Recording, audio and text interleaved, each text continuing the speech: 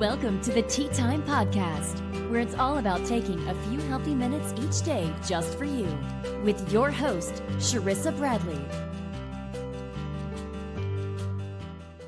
Hello and welcome back to the Tea Time Podcast. My name is Sharissa Bradley and I am so excited to be doing another episode and finally starting this series that I've been sharing about and dreaming about for the last months and months. And I'm so excited to finally be doing this together.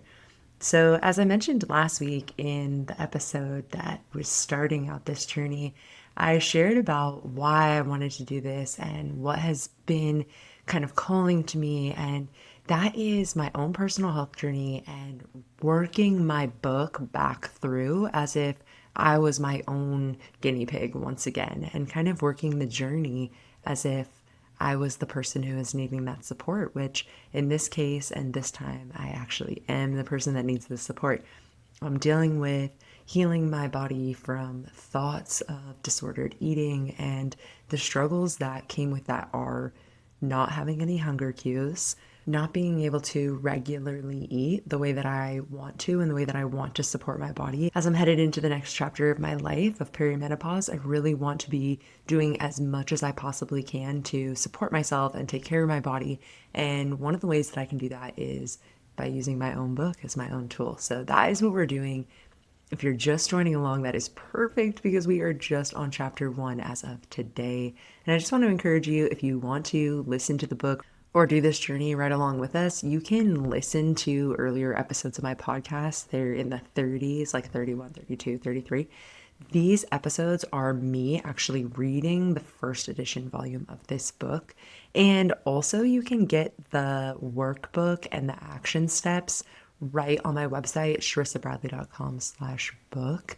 That's going to be like under a little drop down called extras, and you can get that for free. So you can do this whole entire journey with us by just doing a little bit of digging and grabbing those other tools, and then that way you can do this right together. So in order to do this the right way, or like the way that I'm assuming is the right way, is I am rereading my book, and I also have been re-listening to my podcast as well, just to like see the types of things that I've shared. Like, it's been 2 years, so I really want to make sure that I'm not giving you a bunch of duplicate information. And also I want to continue to be providing value in a good way, not just like in a repetition type of way. So I did go ahead and start reading the book again, and I'm up to the end of chapter 1. And I just want to kind of share a little bit about my thoughts. When I was first writing this book, I was pretty brand new off of the healing autoimmune disease journey, where I was still kind of dealing with some brain fog. I still had some symptoms here and there, and I was still experiencing some autoimmune flare-ups. Now, this was 13 years ago that I was going through this process and this journey. So as I'm rereading the book, I can't help but kind of think back and just imagine the Sharissa of 13, 14 years ago, who was really struggling and suffering in all of these ways. And rereading the book has given me this insight to where I am now, almost 39 years old, and just almost none of these issues. Like, I am rereading the book and rereading all of these symptoms that I had and experienced and carried with me for years and years. And now I'm looking back going, wow, I really truly do not have any signs or symptoms of any of these things that I wrote about in the book, which to me tells me that I have grown. And even though I did have this really, really dark period of my life where my health was just in complete shambles, I have come out the other side of it. I have come to a place where now I feel very strong, very capable, and energized. I can't even remember. I mean, it's probably been 2 months or 3 months since the last time I took a nap in the middle of the day, and it was very much necessary. So I'm thinking there's none of these challenges that I used to face on a day-to-day basis, where I had no idea how I was going to get out of bed, get my chores done, do my tasks, take care of my family.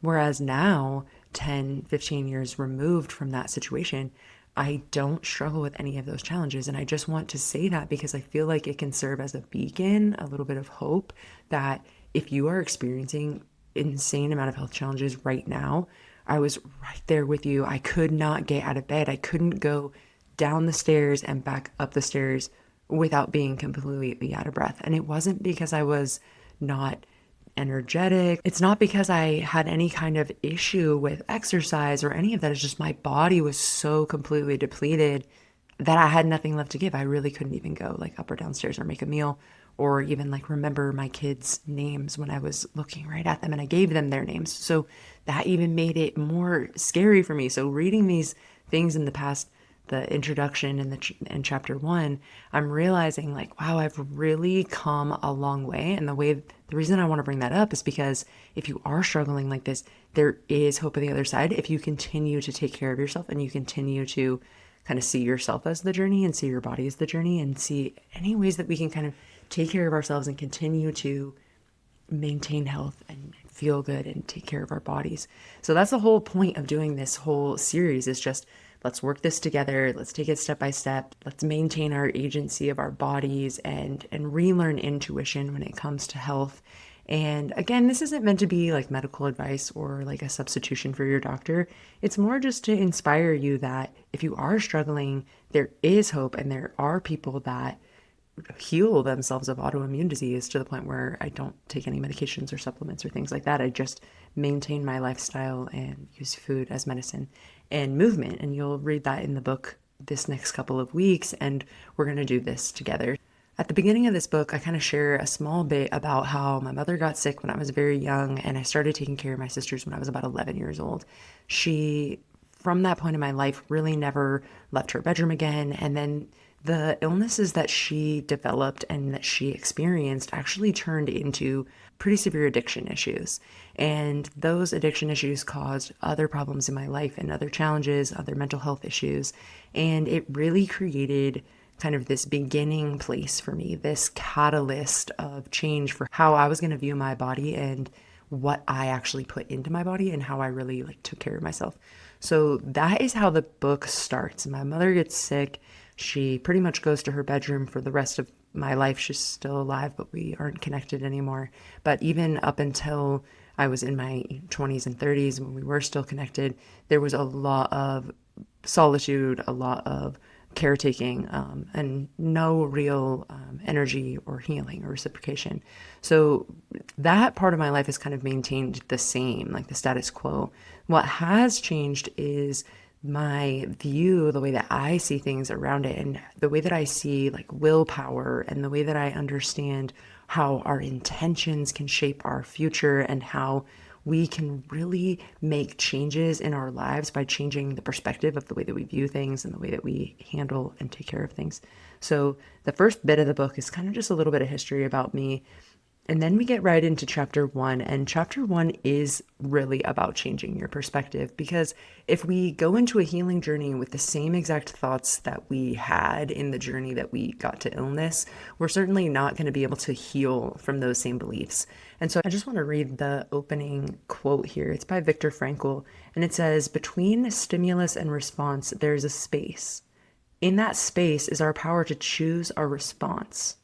In our response lies our growth and freedom." And I chose this quote because this is really where we have the opportunity to change our perspective.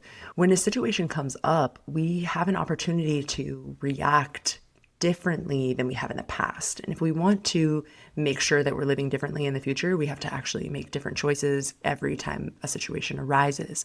So that's what this quote is having to do with. It's that space. It's when we get that stimulus that something happens in our environment, we have this pause, this moment, and we get to decide in that moment, how are we going to act and what action are we going to take going forward? And this chapter, Changing Perspective, is all about just really understanding the body isn't the enemy. It really isn't. It can't do anything to hurt you. The body is really only there to, to be like a house, a home. And the way that we treat it is going to be what the outcome is. And so we have to look at the body and talk to the body and develop an intuition that is consistent with what the body needs. And for most of our lives, we're taught when we are allowed to go to bed, when we're allowed to eat, when we're allowed to go to the bathroom, things like that. And what that does is it kind of breaks our intuition. It breaks our ability to answer our own needs in the moment that the body is having the needs. This chapter is about kind of turning back inward and starting to see, okay, what does the body actually need from me? And once I start answering that and paying attention to that, you can develop patterns and habits. If you listen to some of the earlier episodes about like a morning routine and exercise routine and things like that, you can actually start to develop these habits and these skills once you can start to listen to the body and see what the body needs. So this first chapter, Changing Perspective, is really about starting to understand what it is that the body actually needs. And we're not separate. We're one and the same. We need our body to carry us through life. And so we need to be caring for the body that is carrying us. And the way that we do that is by listening. And when we hear something like, oh, I have a headache, I have this stomach ache, I have these issues, what we actually need to do is say, okay, the body is signaling us to do something. And what that thing is going to be dependent on the situation. Maybe it is a headache, and maybe it's because you're lacking minerals or water or rest or sunshine. What is it for you? So this chapter is really about turning back inward, relearning intuition, and developing this skill of listening to the body.